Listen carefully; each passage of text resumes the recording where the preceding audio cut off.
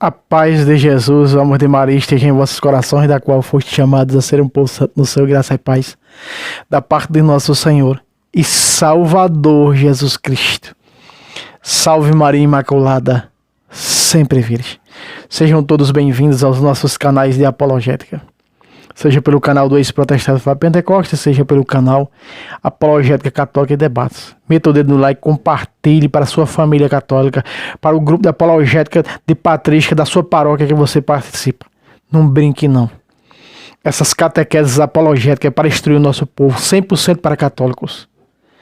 Pessoas que não são católicas e chegam aqui falando besteira, contrariando o que está no vídeo,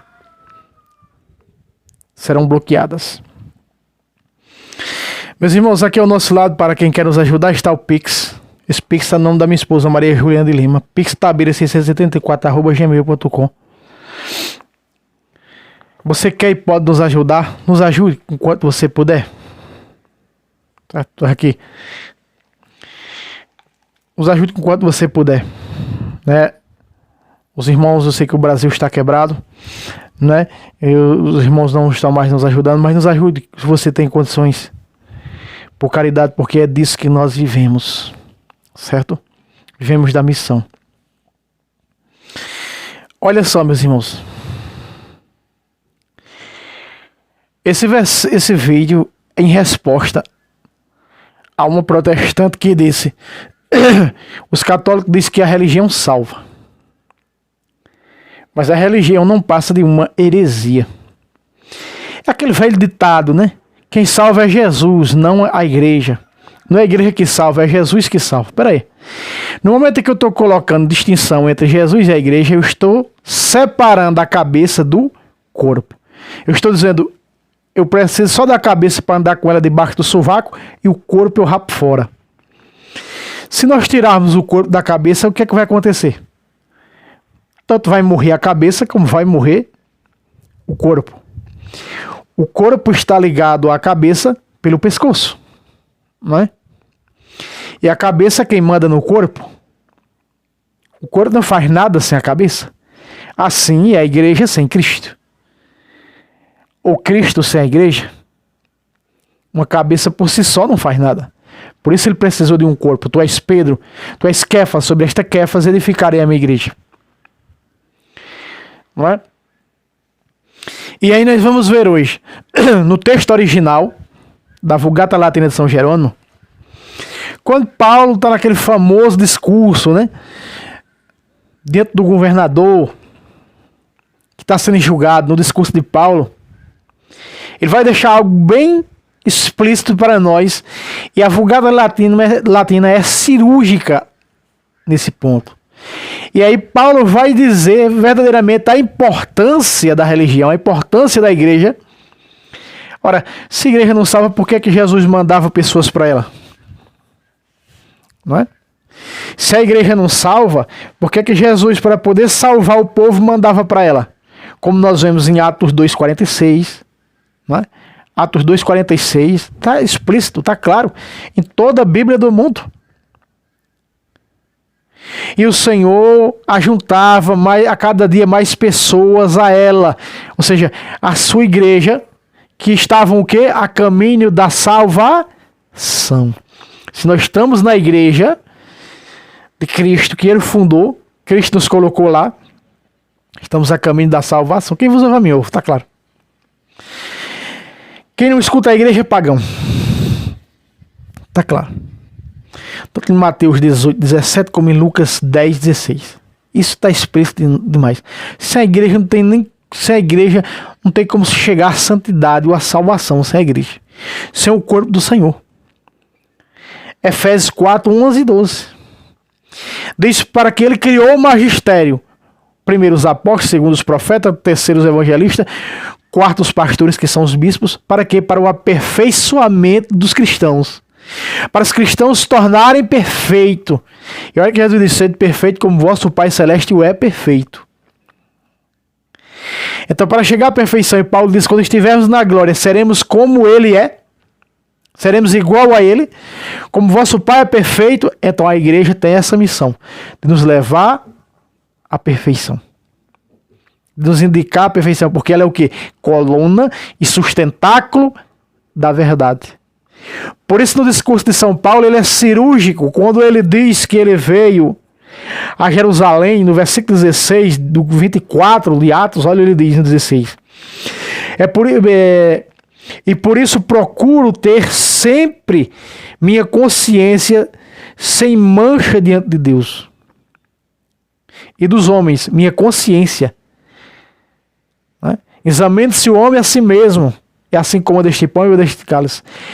Um exame de consciência que a igreja nos convida a fazer. Então Paulo está dizendo aqui, ó, eu tenho minha consciência limpa, sem mancha, sem pecado, diante de Deus e dos homens. Vocês estão entendendo? Como é bom termos a consciência assim, quando não nos censura com pecado, com vícios. A teologia da libertação disse que a nova igreja, rezemos pelo Papa para ele jogar na lata do lixo esse sínodo desse estelista, não é? Que não pode se falar de pecado. Tem que remodelar a Bíblia, refazer a Bíblia, tirando os pecados, né, que a Bíblia fala. Não pode se falar mais em pecado. Não pode se falar mais no pecado de Sodoma, o mais conhecido como sodomita. Pode se falar mais. Tem que reformular a Bíblia. E quanto mais faz isso, é que nós vamos atrás dos originais. Está aqui, ó. Eu, graças a Deus, e minha Mãe Santíssima, estou aqui com o original, a Vulgata Latina em minhas mãos. Então, o São Paulo diz, por isso procuro ter sempre minha consciência, exame de consciência, hein? Sem mancha, limpa, pura diante de Deus e dos homens. 17. E depois de muitos anos vinha a minha nação, qual ele tinha voltado a Israel, porque ele foi perseguido pelos judeus, por isso vivia no mundo pagão, evangelizando o mundo pagão. Ele volta agora à nação dele, judaica, sem esquecer as raízes judaicas. E aí nos textos das Bíblias protestantes diz que Paulo volta porque era judeu. Não, Paulo não era judeu. Que Paulo é judeu. Ele volta porque ele é judeu. Não, ele não é judeu, ele era judeu. Quando ele era Saulo, ele era judeu. Quando ele se converte e é batizado, ele se torna cristão, católico.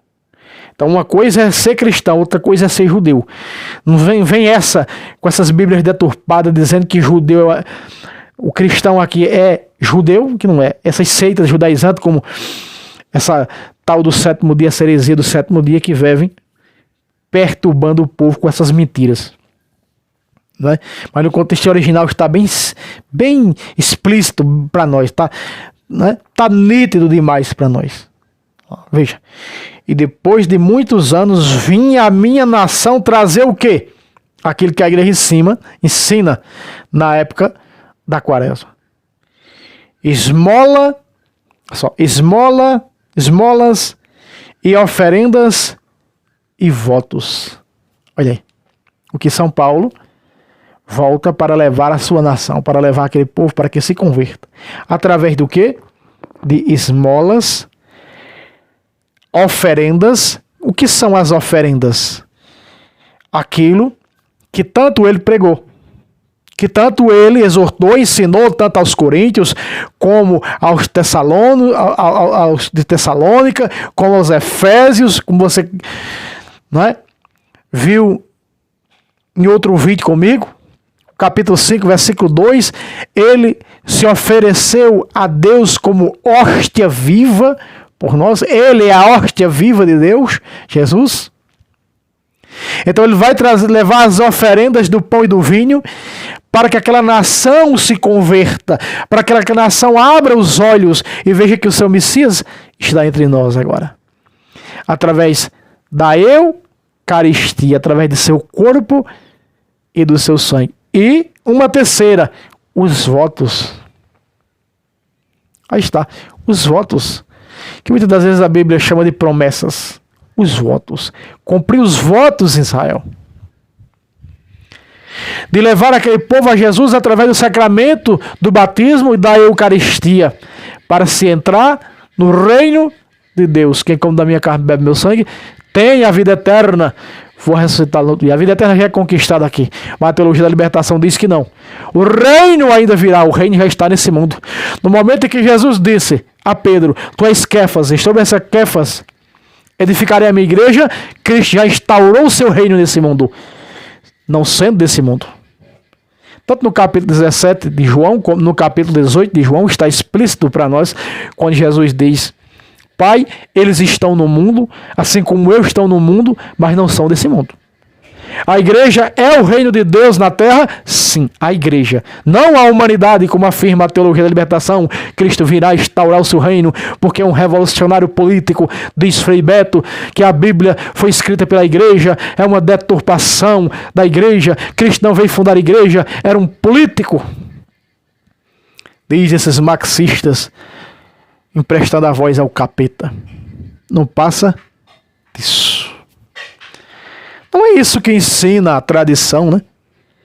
A tradição oral não ensina também isso, não está condizendo com esse herege desse Frei Beto.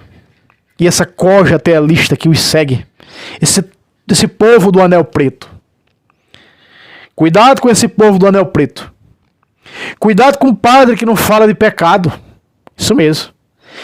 Padres que têm homilias lindas, uma resenha danada, e não denuncia o pecado. O que foi que Jesus Cristo fez? Denunciava o pecado dos fariseus. Não era isso? Pois é. E assim devemos ser o quê? Paulo disse: sede meus imitadores como eu sou do Cristo. 1 Coríntios 11, 2. Sede meus imitadores como eu sou do Cristo. Então o que é ser um imitador de Cristo? Fazer o que Cristo fazia. Pregar como Cristo pregou, ensinar como Cristo ensinou. Não pode mudar esse ensinamento. E a igreja continua 2000 anos ensinando do mesmo jeito, sem mudar uma vírgula. Então São Paulo diz o seguinte, que a perseguição judia para com ele era por causa disso. Olha só, verso 14. Eu, porém, confesso-te que segundo aquela doutrina que eles chamam de heresia, sirvo a meu Pai e meu Deus. Pacatá! O que? Aí está. São Paulo exaltando a igreja, São Paulo exaltando a religião religare, capítulo 16, versículo 19. Tudo que tu ligar na terra será ligado no céu. Isso é o termo religião. Religião significa ligar, vem de religare, em latim, religar, liga você ao céu. Pelas chaves do Papa. Religião. Protestante confunde religião com legião, né? Protestante é protestante, já tem o nome. Protestantes, protesta contra a verdade. Paulo disse, olha só, eu sirvo a meu Deus naquela religião, naquela igreja, naquela doutrina que ele chama de heresia. Aqui está no original, o contexto original. Outra vez. Eu, porém, confesso-te, eu, Paulo, confesso-te uma coisa. O quê? Que segundo aquela doutrina, aí está a doutrina, Tito 1,9, Paulo ensina a São Tito em Creta, que ele vai deparar em Creta com muitas heresias, em Creta, aí ele aprender a doutrina, para exortar, converter os que estão lá e rebater os que contradizem essa doutrina. Ou seja, Paulo está dizendo em outras palavras, meu filho, você tem que ser apologeta em doutrina. Para pregar essa doutrina e para rebater as heresias. Não existem as doutrinas. Quando a Bíblia fala as doutrinas, é de diabo, do demônio. Só fala em uma sola doutrina. O protestante diz, nós temos 5 solas. Nós católicos também temos as solas também. Nós temos. Nós católicos. Sim. Nós temos também. Sola igreja. Uma só e única igreja, coluna sustentáculo da verdade, né? Uma sola fide, nós temos também. Uma só fé, Efésios 4, 5. Só há uma só fé, uma só igreja. Nós temos também o sola batismo. Um só batismo. Nós temos também. Você está compreendendo? Você está entendendo? Então São Paulo diz, eu confesso-te que segundo aquela doutrina que eles judeus chamam de heresia, é nessa doutrina que eu sirvo ao meu Pai e meu Deus, crendo todas as coisas que estão escritas que foram preditas nas leis deles e dos profetas. Na lei deles e dos profetas. Por quê? Porque a lei fala do meu Deus que sirvo nessa nova doutrina. Vocês estão compreendendo o quanto isso é forte no contexto bíblico original? Vocês estão entendendo? Vocês fazem menção disso? E eu estou mostrando aqui, eu não estou nem mostrando aqui 17 de João, 16 de Lucas, 18 de Mateus, 4 de Efésios, 2 de Efésios.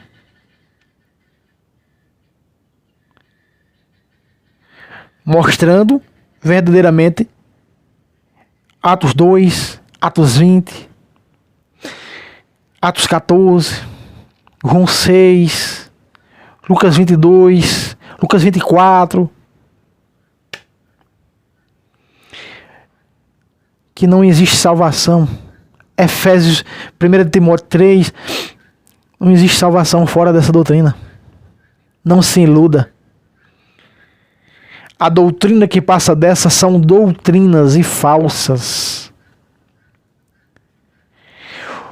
São doutrinas de demônios. 1 de Timóteo 4, 2. Doutrinas de demônios. E que vocês sabem que esses espíritos, eles saíram da boca da trindade diabólica e vão ao encontro das pessoas no mundo inteiro. Olha aqui, 16, versículo 13 de Apocalipse. Vi saírem da boca do dragão, primeira pessoa da trindade diabólica, né? O dragão. Da boca da fera, segunda pessoa da trindade diabólica, e da boca do falso profeta, terceira pessoa da trindade diabólica. Eles se passam pela trindade santa. Onde? No protestantismo. E o protestantismo serve a isso aqui. Achando que está servindo a trindade santa, não, está servindo a trindade diabólica. Vi sair da boca deles 3 espíritos imundos semelhantes a rãs. São os espíritos de demônios que realizam milagres e vão ter com todos os reis da terra a fim de reuni-los para a batalha do grande dia do Deus dominador. Aí está. Eles vão aos reis. O que significa vão aos reis? Vão aos países, a cada país, a cada nação, pervertendo as falsas doutrinas. Veja, espíritos imundos, está dizendo.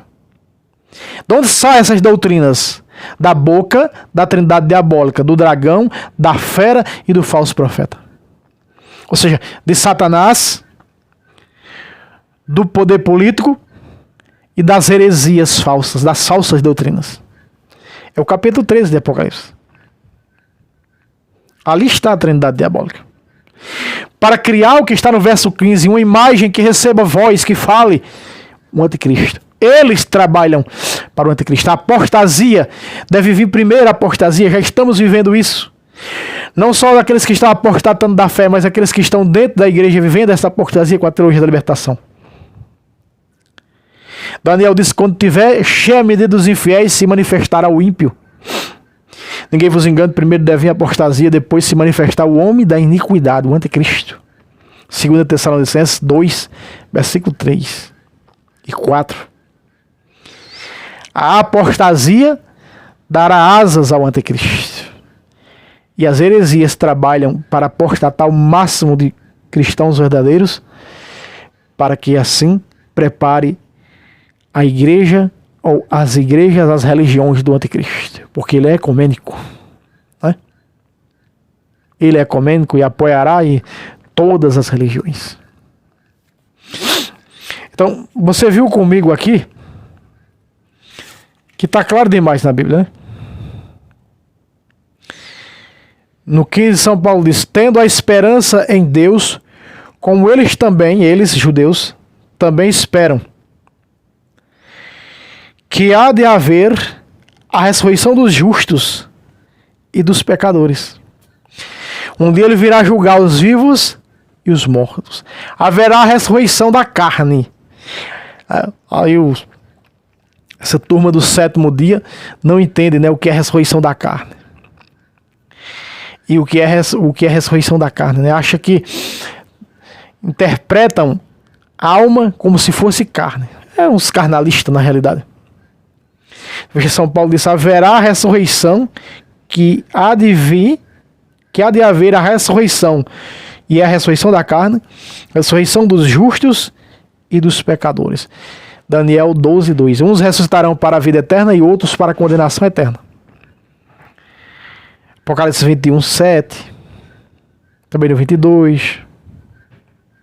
Aí mortos no capítulo 20, verso 10, os condenados, né?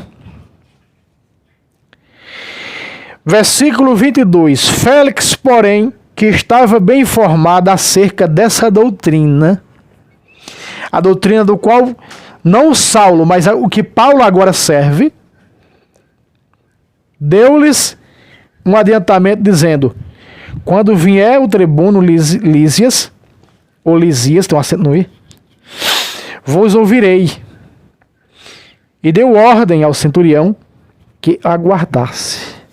Vamos pular para o versículo 25. Mas dissertando ele sobre a justiça, castidade, que a teologia da libertação não fala, e o juízo futuro. Qual é o juízo futuro que a Bíblia fala? Que está lá em Mateus 25, 31 em diante. O juízo universal.